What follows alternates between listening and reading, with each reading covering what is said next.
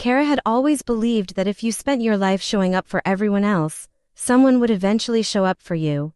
I learned how wrong that belief was while lying in a hospital bed with a blood clot in my lung, listening to machines measure every breath I struggled to take. I called my parents again and again, hoping they would answer before it was too late. Instead, every call went unanswered because they were busy helping my younger sister move into the new house I had helped pay for. By the time they finally decided I mattered enough to visit, the most important decision of my life had already been signed, witnessed, and made impossible to reverse. My name is Claire Hudson, and I am 36 years old.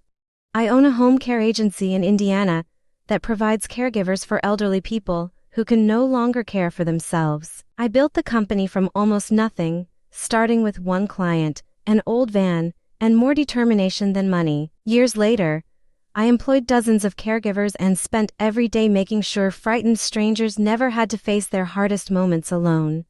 The irony was almost unbearable because when my own hardest moment arrived, the people I loved most left me completely by myself. For weeks before everything happened, I had been feeling exhausted. Walking across my office left me breathless, and a dull pain in my calf refused to disappear. My doctor warned me that it could be a blood clot and ordered more testing, reminding me to seek immediate help if I experienced chest pain or difficulty breathing. Like I always did, I pushed my own health aside because my clients, my employees, and my family all seemed to need me more than I needed myself. That had been my role for as long as I could remember. My mother always called me the dependable one. At first, I believed it was a compliment.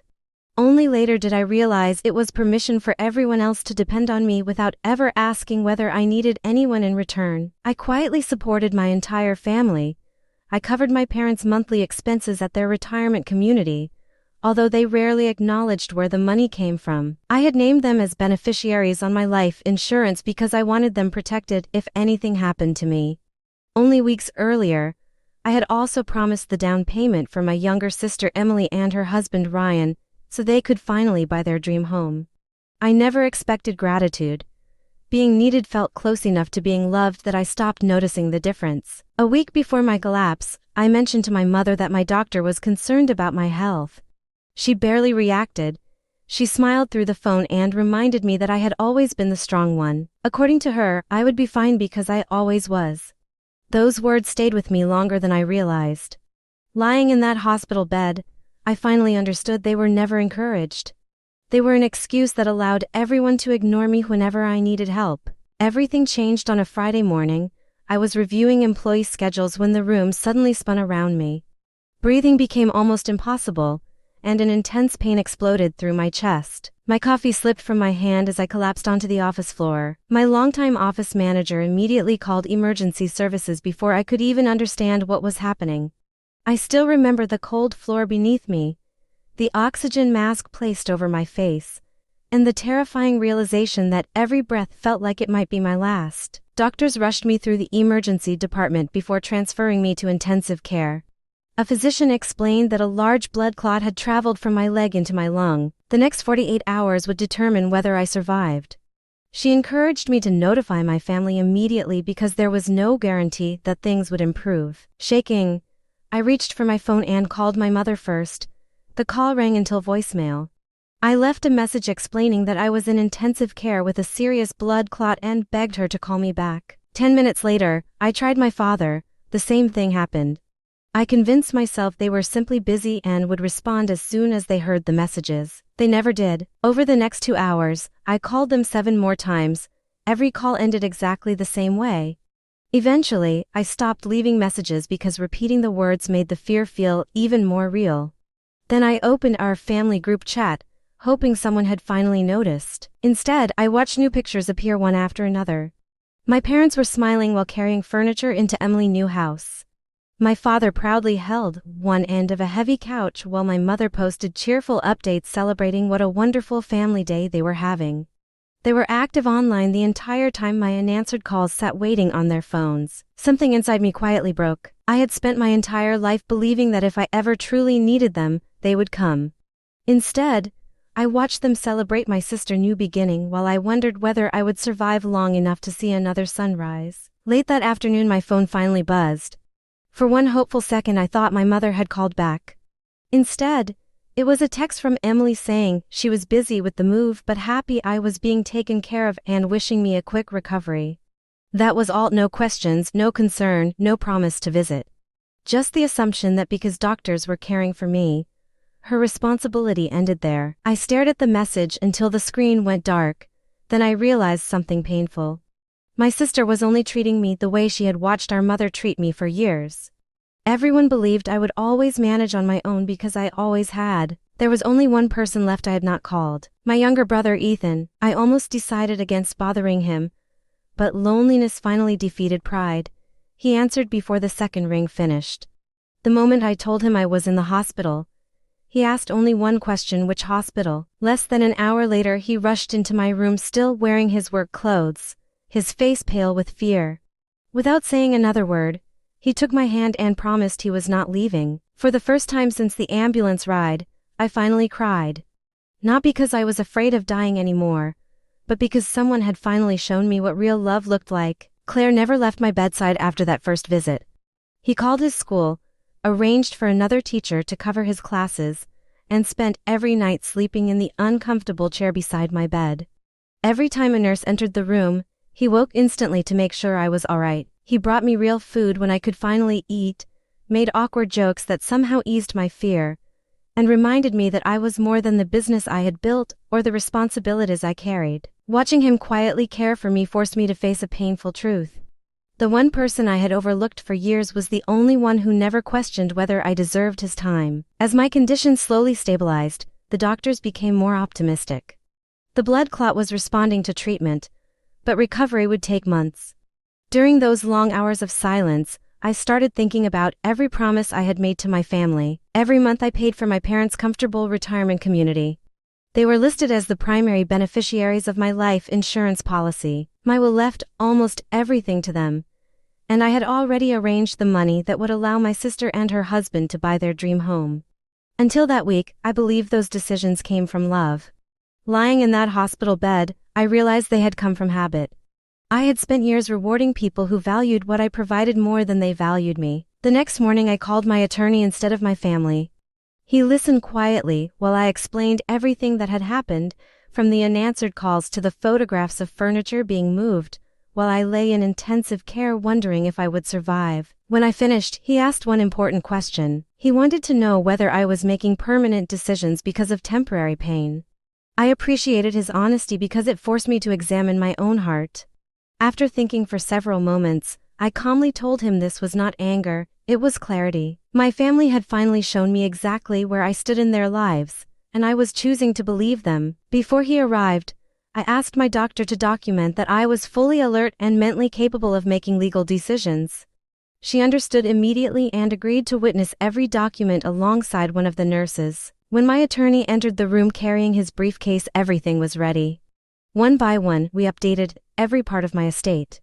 My parents were removed from my insurance policy, my will was rewritten, leaving the majority of my estate to Ethan along with a caregiver assistance fund I had always dreamed of creating for the employees who spent their lives caring for others. The automatic payments covering my parents' retirement expenses were stopped, and the funds promised for my sister house were withdrawn before they reached the closing account. There were no dramatic speeches, only the quiet sound of a pen moving across paper, while I finally aligned my future with the people who had actually stood beside me. When the final signature dried, I felt lighter than I had in years. Nothing had been done out of revenge. I had simply stopped investing my life in people who refused to invest theirs in me. 3 days later I was transferred out of intensive care. My parents still had not called. My sister remained silent as well. That silence finally ended when the bank informed her that the money for her house had disappeared before closing. Suddenly my phone began ringing nonstop. My sister called first, but instead of asking how I was recovering, she immediately demanded to know what had happened to the down payment. She sounded terrified about losing the house, yet never once mentioned nearly losing me. I quietly reminded her that I had called our parents 9 times while lying in intensive care, and that she had responded with nothing more than a casual text message. She seemed genuinely confused when I connected those events to the missing money. In her mind they had nothing to do with each other. She had separated me into 2 different people. One was her sister. The other was the person who solved financial problems, Only one of those people seemed to matter. Within an hour, my mother began calling repeatedly. The same phone that had remained silent while I begged for help now would not stop ringing. I ignored every call. This conversation deserved witnesses, not another private discussion where years of manipulation would somehow leave me apologizing again. The following morning, my parents, my sister and her husband finally walked into my hospital room. My mother arrived carrying flowers and wearing the same cheerful smile she always used whenever she wanted to skip over uncomfortable truths. She barely mentioned my illness before turning the conversation toward the missing money for my sister's house. It was obvious why they had come. I gently moved the flowers aside and nodded toward my attorney, who placed copies of every legal document on the table between us. Then I calmly explained each decision I had made while they were busy helping move furniture instead of answering my calls. I told them the insurance beneficiaries had changed. My will had been rewritten, their monthly financial support had ended. The house money was gone. Everything had been completed legally with witnesses present. The room became completely silent. My mother stared at the papers before accusing me of punishing the family over a misunderstanding. She insisted they never realized how serious my condition had been, even though every voicemail clearly explained I was in intensive care with a blood clot in my lung. She tried to convince everyone that I had acted emotionally while sick, but my attorney calmly explained that my doctor had already documented my mental capacity before every signature. The paperwork was valid, properly witnessed, and impossible to challenge. For the first time in my life, my mother had no argument strong enough to change reality. I looked directly at her and quietly spoke the words I had carried inside for years. You always called me the strong one because it allowed you to believe I never needed you. I almost died waiting for my family to answer the phone. You finally came only after the money disappeared. My sister began crying as she realized the house she had counted on was no longer guaranteed. She whispered that I was taking everything away from her. I gently shook my head and reminded her that I was not taking anything. I was simply no longer paying for a life where I mattered only when my bank account was involved. My father remained silent until he finally admitted he had seen every one of my missed calls while helping move the furniture. He confessed that he allowed my mother to convince him they could check on me later. Tears filled his eyes as he apologized for choosing convenience over his own daughter. Unlike everyone else, his apology felt honest because it carried responsibility instead of excuses. Although I refused to restore the insurance policy or rewrite my will again, I offered one final chance for our family to become something healthier.